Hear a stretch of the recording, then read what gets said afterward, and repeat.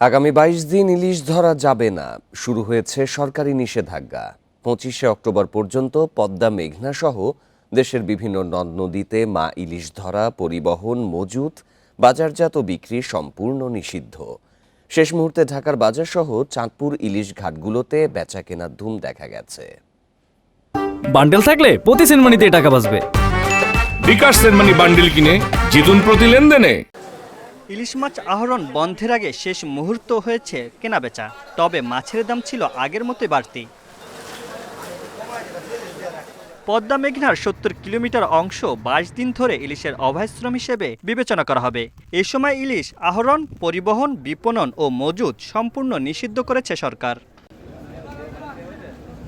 ইলিশের উৎপাদন বাড়াতে ২০০১ সালে জাটকা সংরক্ষণ আইন করা হয়।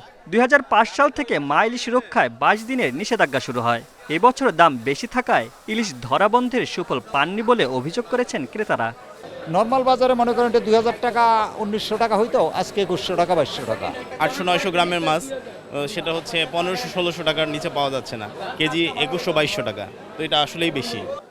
সরকারের নেওয়া উদ্যোগকে স্বাগত জানালেও মাছের দাম নিয়ে রয়েছে ক্রেতা বিক্রেতাদের মিশ্র প্রতিক্রিয়া।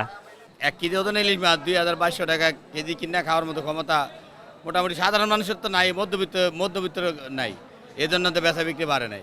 গত সপ্তাহের তুলনায় এই সপ্তাহে এবং কেজিতে ২০০০ টাকা বাড়তি আছে।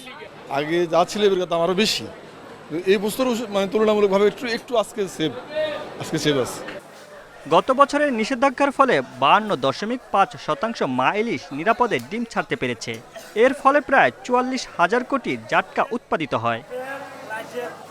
Mamunur Rahman, independent news, Dhaka.